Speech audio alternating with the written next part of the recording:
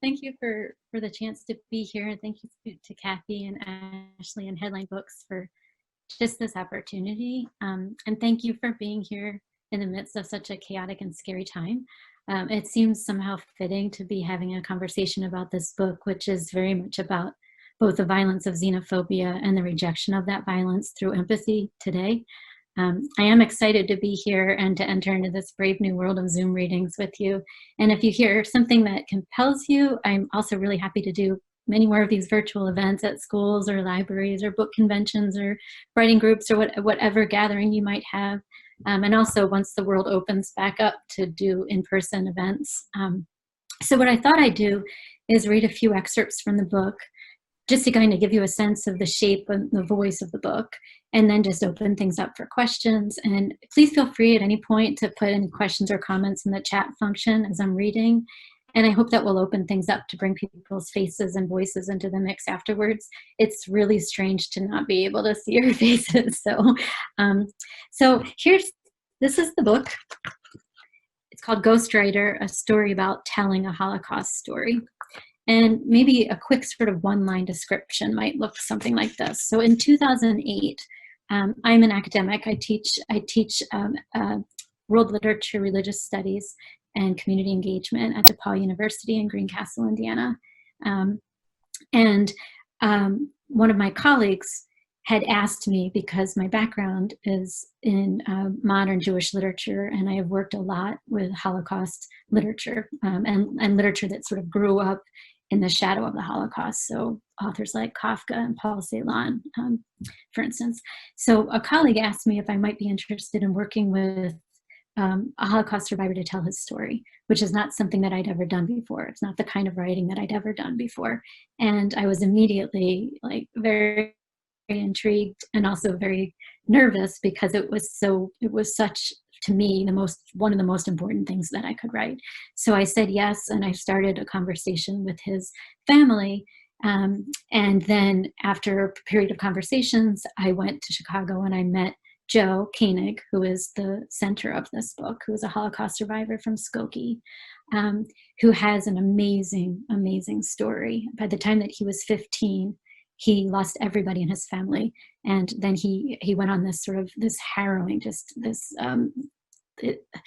horrifying kind of experience where he was in 3 different camps and 2 different death marches, and before he finally was liberated in Dachau. So the story that they had asked me to write was to kind of collect his story of survival as a memoir to preserve for the family, which I was very happy to do.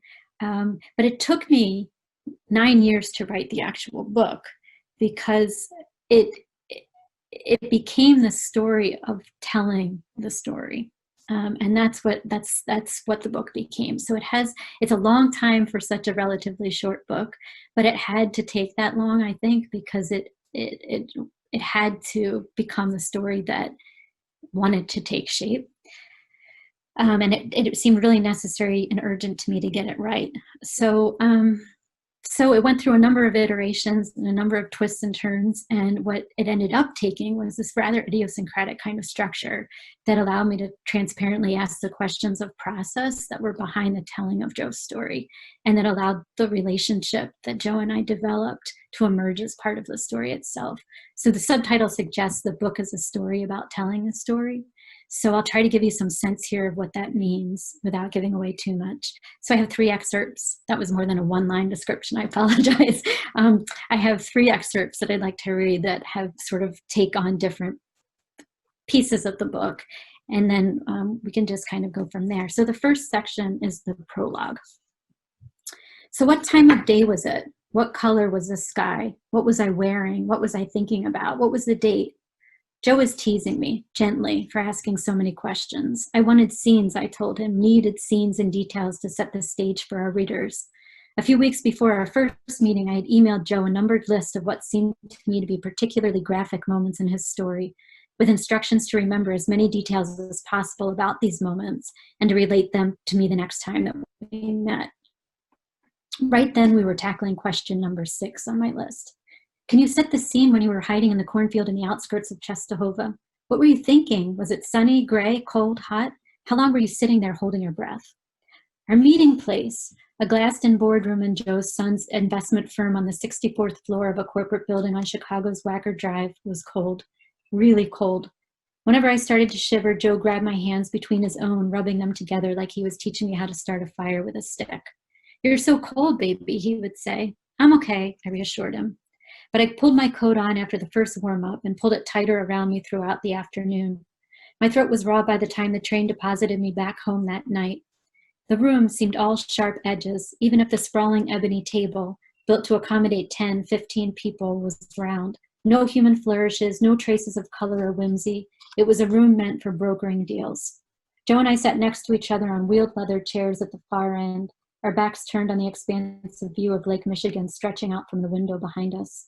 "Readers are going to want to see all of this, Joe," I postured. "They won't believe what you went through. Won't believe it? Won't believe me? Let me ask you something. Do you believe me?" He looked me straight in the eye, his mouth clamped shut. "Of course I do. That's not what I meant. I didn't mean that they would believe you, but that your story is so amazing. It's just amazing that you were able to make it through so much." I repeated the series of questions that made up question number 6, hell-bent on getting answers. "I mean, what were you thinking about in that cornfield?" I asked. "How long were you sitting there holding your breath, knowing that they were just one row over?" "Amazing? No, I just did what I had to do, I just did it. That's just how it is, You want all these details, but that's not important. Was it afternoon? Was it evening? Was I cold? Was I hot?" He motioned his hand back and forth, brushing aside the silliness of it all. "Listen to me, okay? Basically, you're asking me what I thought, that I was almost dead, right? Am I right or wrong? Well, this is very simple. I tell you what, when you have someone a few steps next to you or on the other side of you and you know this man or lady is here to kill you, okay, you do everything possible to stop and think what to do. Nothing else is on your mind except how do I get out of this situation alive? I'm not thinking, is it cold, is it gray? The weather's got nothing to do with it because I can't make a move. They're on my ass. All you have to do is keep your breath and hope that you'll get away as soon as possible. Nothing else matters except to get out of this cornfield knowing that your enemy is waiting for you." You see what I mean? This was our dance, our back and forth, our routine, how we went about negotiating our own deal in this boardroom. Ever eager for a seamless narrative, I would prompt Joe for details that could cohere in the perfect arc. I was looking for beginnings, middles, and ends, for a linear story that could then be deconstructed, analyzed, and mined for its symbolic potential. Joe's accompanying move was to sidestep an elegant but firm dismissal of the importance of these details and a reassertion of the ground beneath us, and to insist that only one question really matters in a story of survival. How do I get out of this situation alive? Symbolism and wish for a seamless narrative, it turns out, have precious little to do with that question. But I didn't yet know how little I knew about all that, or about how far a story of survival can extend. So what I wanted to do by showing you that excerpt is just the nature of the back and forth between the two of us, which was always like that. And what I did, the process was me sort of recording our conversations. And I would go back and I would listen to these recordings and I would mine them for the story that sort of wanted to emerge. So after this prologue, what follows directly is part 1, which is meeting Joe, where I describe what led me to Joe in our first few meetings. And our first meeting, which was at a lunchtime event at his daughter's house, and his entire family was there. He has 3 sons and a daughter, and his wife was also there. And it was really daunting. And that there was this palpable sense of expectation. Obviously it was a big deal concerning how to tell a story in the form that the family wanted it to take. And at one point, I was trying to describe to Joe's family what I saw, my sort of vision for this book. And the urgency and the weight of the whole thing just kind of hit me. And I started crying right there at the lunch table, which is kind of typical of me. I get verklempt a lot. And at that moment, Joe reached across the table and he grabbed my hand and he said, "Listen, you're the tailor, okay? I'm going to give you these pieces, these little pieces, and you need to take these pieces and put them together like a suit, okay? The story is like a suit." So that metaphor of the suit kind of became the reigning organizational principle of the book, with the main tension being that Joe and his family wanted me to be the tailor, and I know what a terrible seamstress that I actually am. So at the end of part 1, I confess that I'm, quote, forever pulling threads too tight, bunching up the material, securing buttons with so many wraparounds that they jut out rigidly from the shirt beneath them. So part 2 of the book became The Suit, and it's a rather short it's about 34 pages, and it's the third-person narrative of Joe's story of survival over nearly 2 years, from the time that he was 15. He watched his father, his mother and sisters had already been killed, and he watched his father die, and then he played dead, so that the officers who had killed his father would leave. And from that point on, he was completely alone. And that's when his sort of story of survival begins. And it narrates that piece of it. It's about 34 pages. And it was what the vision that the family had, that they could collect that and they could preserve that and give that to their family. And I was very, very happy to write that for his family, because I believe deeply that these memoirs have to be collected, and they have to be shared, and they have to be preserved. But what was kind of nagging at me, and from the very beginning when I first met Joe, and he seemed like such an absolute force of nature. What was nagging at me was everything behind the suit, right? That third person story that seemed, rather in some ways one-dimensional because it didn't have the relationship behind it. And I wanted to bring the choices and the messy conversations that Joe and I were having that informed the writing of that piece into the mix, because I wanted to find a way to bring other people in and make Joe live beyond those pages, because I so wanted people to get to know Joe and to understand who he is. So the bulk of the book then became part 3, I'm sorry, which was named Pulling Threads. And so the second excerpt that I wanted to read to you is just it's where I interrogate the choices that I'm making in putting the suit together. And this next excerpt is just the first page or so of that section. It's called Things Unravel. So now it's 2016. Eloise died last week, and this suit, which seems so neatly sewn up, still isn't. It has a life of its own. I'm sitting on the tattered couch in our rental house in Brunswick, Maine, where we've taken our sabbatical. There are gaping tears exposing the foam stuffing underneath, threads pulled free of the patterned fabric, the grisly aftermath of the age-old battle of dog versus couch. Dog clearly won. We're staying down the street from my stepdad and mom, who is in the early stages of Alzheimer's and can't seem to form new memories. Our conversations spin in endless loops, an eternal return propelled, it would seem, by nagging obsession with both the minute and monumental. It seems somehow fitting to be caught now in that loop, in the aftermath of storytelling. On the couch next to me sits a glossy covered off-size paperback, different from the ones Joe's son had shown me, now so many years ago at the brunch table in his sister's Chicago townhouse. This one bears my name and contains the suit. The suit, the palimpsest, layers of voices stacked together and flattening out into one relatively neat story. Or maybe it's better to call it a character sketch, lovingly crafted from the fragmented drafts of others, from the energy of literature, titans of the genre, Eloise, Primo Levi, Viktor Frankl, I tried to emulate, from long and winding conversations with Joe in that glassed-in boardroom, from over-the-phone conversations from Joe's sons, responses to my own early drafts. Those pages are the product of Joe's and Joe's family coinciding wish to preserve and collect Joe's story. For Joe, it's a matter of self-preservation. There comes a time when you have to tell your story, he told me once, because if you keep it to yourself, it will kill you. It's also a grim acknowledgement of the all-too-present reality that soon there will be no one left to tell this story. Joe is one of an estimated 100,000 survivors that remain alive. The youngest are around 71 years old. In a statement following Wiesel's death, the president of the Conference on Jewish Material Claims Against Germany, Julius Berman, stresses the obligation that comes in the midst of this reality. We are losing survivors with firsthand accounts of the Holocaust every day. For this reason, it's incumbent on us to record, document, and represent survivors' experiences and keep them in the public consciousness, lest we forget the depths to which society is capable of sinking. Everyone involved in the process of developing the suit, Joe, his family, the women who prepared the fragmented early drafts, me, shares this sense of obligation to record and document. Everyone agrees there is precious little time to waste in recording these stories. It's the issue of representation that I struggle so much with, and that leaves me feeling ultimately dissatisfied with the suit as the definitive account of Joe's story. So much still feels unsaid. So many questions still hover over the process for me. How to tell another person's story, how to capture the details of what happened to Joe in a way that makes for a good story. And what is the story after all? How to nail it down.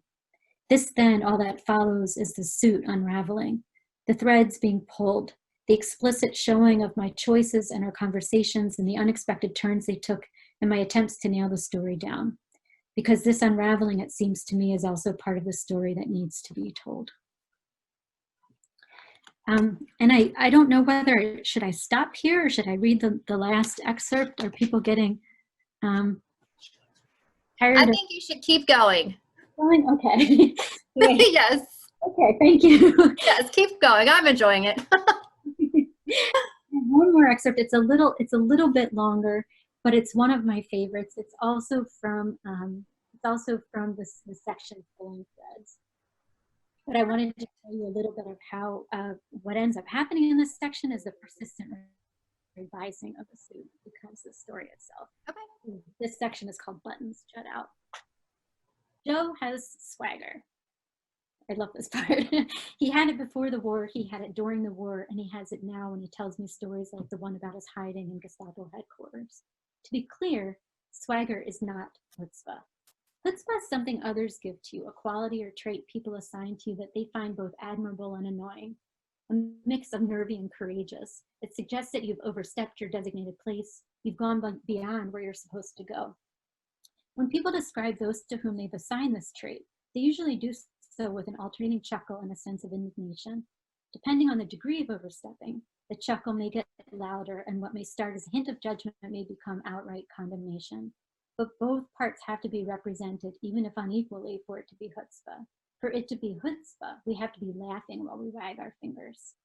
For instance, my dad was basically an unsuccessful career criminal who stole thousands and thousands of dollars in merchandise from just about every place he worked during his life, including the family business, my grandfather's shop on my mother's side.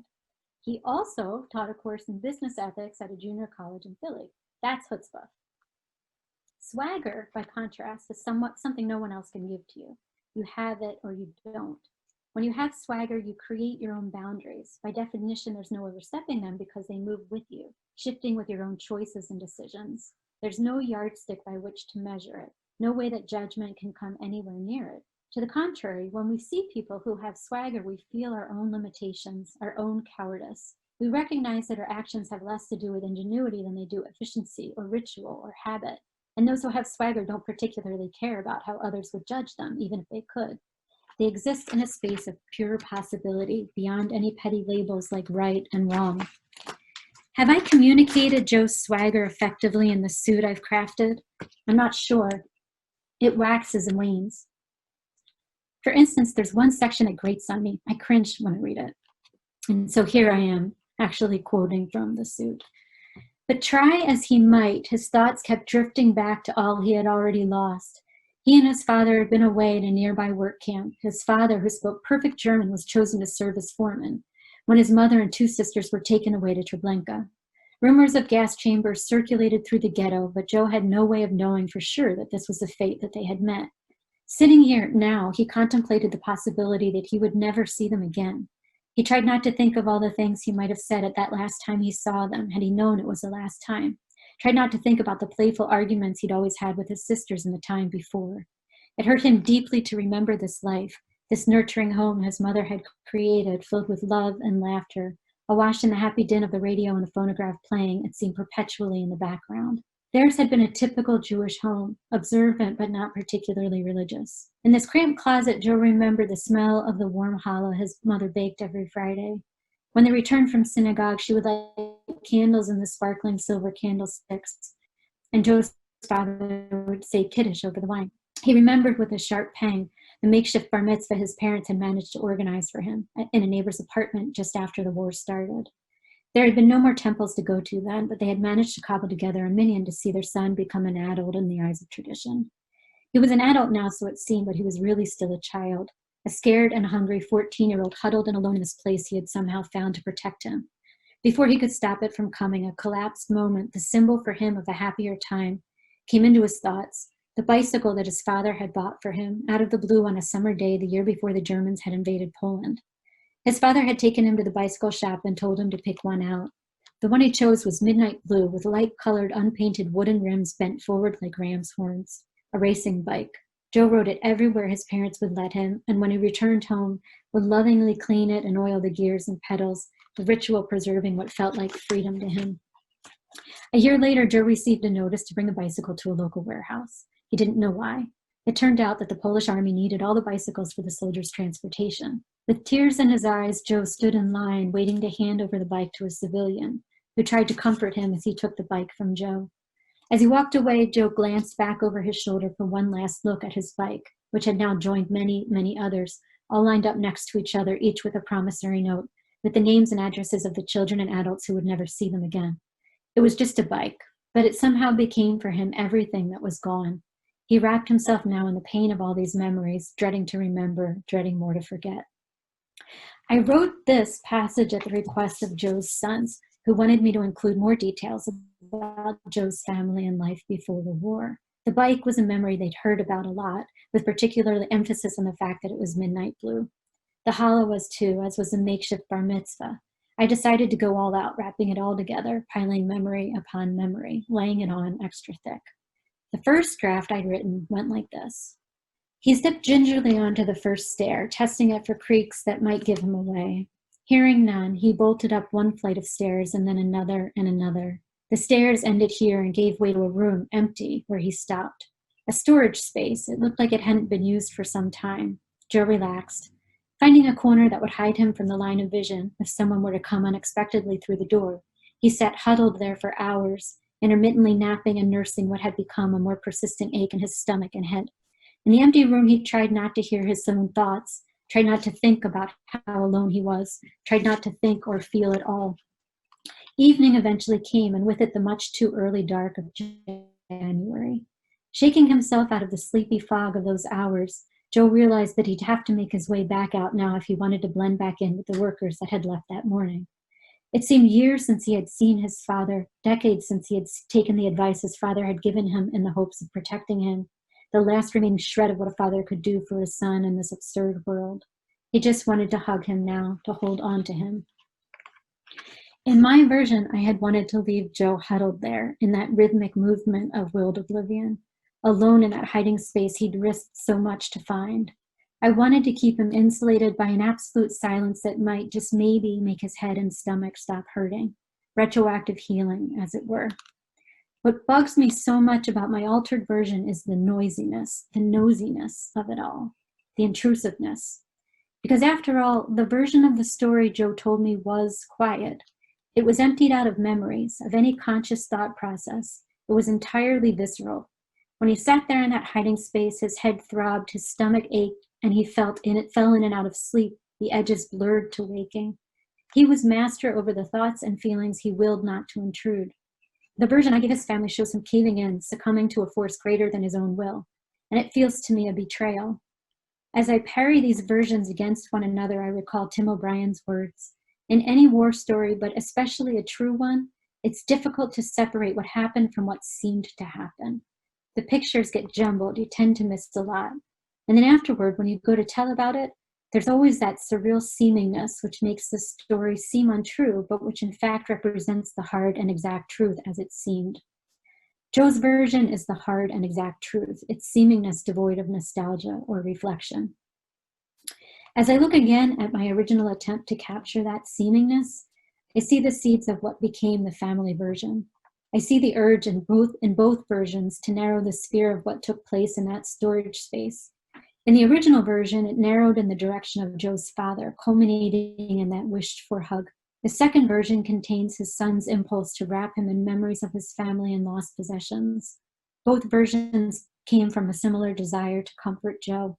But such are the dangers of storytelling, of telling a true story. Neither the family version nor my original is more demonstrably true. Both violate Joe's hard and exact truth, even and perhaps especially in the midst of good intentions. So those are that's the reading portion. And I would love to open this up for any questions, comments, and just to take this wherever people would like to go. Perfect. Well, we do have some questions, and we also have a comment. We'll start with the comment here. This is from Chris. He says that he took multiple classes with you at DePauw and that you are fantastic and you have a wonderfully easy delivery and soothing voice, which I would agree. And looks forward to reading the rest of the story. So that is very nice. Thank you, Chris. So we do have a few questions. So what do you hope readers will take away from the book and your approach to telling Joe's story? So what I really want people to sort of think about what it means to tell these kinds of stories, any story. I felt a particular obligation to tell Joe's story. As a Holocaust survivor, it's something that I'm very deeply connected to. But it's really about how we tell stories of memory across the board, and how we honor the humanity of people as we're shaping the stories of memory that we're telling.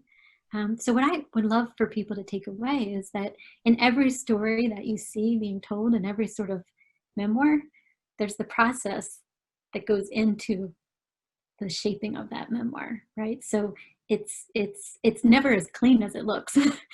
And that to me is the most interesting part, is the messiness behind that. That's where I feel we really do honor to each other as human beings, is to bring that all to the to the surface. Yeah, absolutely. For those of you just joining us, we are here talking with Beth Benedix about her book today on Zoom Into Books. And we do have another question. Who is your intended audience? I think people who love process-driven narratives, if that makes any sense, but people who are interested in the sort of narrative nonfiction that brings the process to the surface. So like my two main kind of heroes, my two main influences in the writing of this book, and there were a lot, but the two biggies are Dave Eggers, who wrote his memoir, Heartbreaking Work of Staggering Genius, when I think he was 22, and he's my hero in a number of different ways. But that book kind of changed the way I thought about what a book could do, because he brought all of these sort of issues of process right into the center. And the other biggie is David Harris Gershon, who wrote a book called "What Do You Buy? What do you buy for the children of the terrorist who tried to kill your wife?" Which is a very long title. And part of what I love about the title is that it captures the messiness of the story that he goes on to tell, which is also this sort of really self-conscious narrative about his wife. He and his wife were living in Israel, and she was caught up in a bombing. She did not die, but she was very badly injured. And the process of him, sort of the trauma that caused to his family, became the book, right? It became the process that he was able to work through in the writing of the book. And it's beautiful. It's just an absolutely beautiful, beautiful book. So my audience, I think, are people who really love books like that, primarily. Yeah. Creative writers who are thinking about like what's the story arc that they're trying to find. People, history, aficionados that are interested in thinking about another approach to writing stories of representation and memory. I want to reach everybody. I don't have a main intended audience. I have just sort of, the reason I wanted to write the book the way that I wanted to write it was because I wanted to kind of bring in as many people as possible. Oh yeah, I think that's great. And they also say that writing is very therapeutic. So going off of that, what are your takeaways from writing this book, and how has it changed you? I think it sounds a little overblown to say it, but it really did. Writing this book really did change like everything in my life, in that it made everything more kind of like there's a clarity now that wasn't there before, which I think comes from Joe constantly, sort of his approach to life was just so amazing. And it was so like healthy and affirmative, and, like don't dwell on things you shouldn't be dwelling on. And I kind of have tried to take that with me. At the same time, he just passed away in February, which is very, very sad. And so I'm talking about him in the past tense, and it's all very raw and very, very new. But one of the things that he always was talking about is it's sort of this like very like on the ground live, right? You know, like it's not that complicated. You be nice to people, you love people, it's not that complicated. So I kind of, that changed everything for me, because I think before I wrote this book, I was sort of like this academic, kind of self-hating academic, and then I appreciated the academic pursuit, but I kind of felt sheepish about it. When I met Joe, everything changed for me, because I started to think differently about how to write, how to think, what matters, what doesn't matter. And what doesn't matter to me anymore is this sort of the academic kind of narrow, like theoretical approach. And he changed that for me. And I'm just so grateful for it. It's wonderful to have such great inspiration and people like that. So since you have written this book, do you have anything that you're currently working on? Yes, actually, in very real time. Around my co-writer, who is Steve Volk, who is a professor emeritus of history at Oberlin. He and I got this book contract in April for a book due July 1st. It's called the PostPandemic Liberal Arts College, a manifesto for reinvention.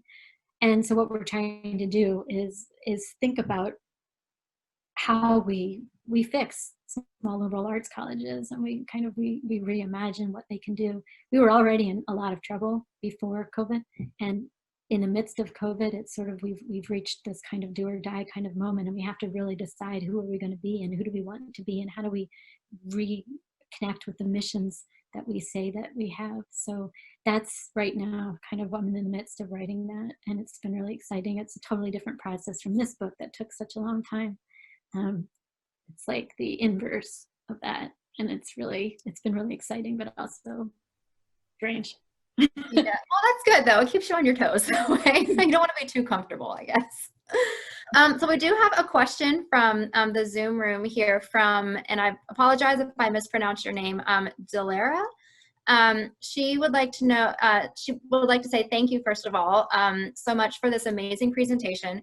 She's wondering if you could talk a bit about your own positionality and the messy processes of collecting the memories, navigating your voice in these conversations, writing the book, and publishing your own work. Yeah, well, thank you so much for being here. That's a great question. This was something that I struggled with a lot in the writing of the book in this way, because I profoundly did not want, and it was something too that I brought sort of transparently into the telling of the story. I didn't want to be usurping his story with my own. And I struggled with this. And I kept having this voice in the back of my head. A trope that sort of continues throughout the book is Sylvia Plath's poem Daddy, which I keep bringing back in the book because I see Sylvia Plath in some ways as a foil for myself, and also exactly the projected self that I don't want to be. Because she wrote in that poem Daddy, I always felt that she appropriated a story that was not her own to tell a story that was entirely her own. And it was something that I was sort of struggling with. So I guess in some ways, this book, the positioning is that my background is in Holocaust literature. I came to it as an academic. And at a certain point in the conversations that Joe and I had, and it was sort of this immediate personal connection that it was just immediate and beautiful. And it grew over the course of time that we worked together. And at one point it started to, before I wrote this book, I was working on a book about my dad, who I briefly mentioned in the one excerpt that was called Prodigal Father. And I was trying to figure out like what made him tick, the sort of career criminal who died when I was 20, who kind of left this bizarre sort of shadow, this very looming shadow. And I was trying to figure that out, and I put it away. And then I met Joe. And every time we got together, every one of our conversations, my dad like came back in, and it didn't make any sense to me because on the one hand, you have this person who squandered every single opportunity open to him, and he really was not a survivor. He was an anti-survivor. And then you have the epitome of survivor, someone who knew exactly what to do at every moment, and then embraced this sort of absolutely affirmative kind of position. And I kept asking myself, why does my dad keep coming back into? It doesn't make any sense. So I kept trying to push it away, push it away, push it away. And then Joe and I had this conversation one day where he was talking, and this is in the book as well. He's talking about, the death of his father, which is a very, very, very painful memory, obviously. And in my trying to get a vision in my head of how to write this piece, we had to talk it through, and we had to really like pinpoint the details. And it was hard. It was so hard to do that. And in the midst of that telling of that story, I started crying, which was ridiculous because then he had to comfort me, as like he just told me the story about his father dying. But he did. And we went on from there. And I said something to him about, I think I understand, even though it's not at all the same, I think I can understand a little bit about how you're feeling so alone, because since my dad died, I've always felt alone too. And in that moment, he said to me, "Oh, so you see, we're the same. We're the same. We both lost our fathers too soon." I'm sorry. And in that moment, he gave me the opportunity to merge my own story with his, and it was this sort of act of grace and generosity. And that's what I wanted to try to capture, that he gave me the opportunity to bring my own story in. I don't know if that helps to sort of answer that question. And I'm sorry for the tears. It's so fresh because he just died. Yeah. I think it absolutely answers that question. And that's the beauty of writing, is to inspire emotions from stories that you hear like that in person. So, to be able to translate such emotion like that through writing is a gift. And it's, our responsibility as, as creative people, as writers, and you really do a fabulous job of that. So yeah, it's perfect answer. We also have another question. So can you talk about some of your other passions? Because, a lot of people write as hobbies, but when you are a writer and, an instructor, that's kind of your day-to-day life. So do you do anything that's outside of the writing world? Or I know, like, I'm an artist, but I still draw for fun. So I'm assuming that you still write for fun as well. But if there's anything else that you want to share. Yeah, I'm a mom, and that's one of my big passions. I have two boys. And my other sort of big, I think, piece of my identity is I'm a musician. So I'm in a band. I play piano, and then in a drum troupe where I play drums. And to me, that is my kind of most raw form of expression, is to play music. This social distancing has been really hard for our band because we haven't been able to practice together, which sounds ridiculous and like very privileged and to say that. But it's been hard to not be able to have that kind of outlet because it's so important for all of us. And it's been really interesting to me to see the way that the music world has kind of reshaped itself in the midst of all of the necessity to try to put stuff out there when you can't be with the people that you create with, what that looks like. So yeah, it is definitely, a new world, but it will just make us that much more thankful for when things do get back to normal. Yes. So we do have one more question. So you have won an Indie Book Award. So do you want to talk a little bit about that, how you entered that competition and what that whole process was like and what you've seen as a result of this award? That was just so gratifying to be able to win that award. because when you're writing sort of in a vacuum, right? And you never know, you never know where it's going, and you never know if if it's going to reach anybody. So, so I just kind of on a whim, I entered the contest just to see.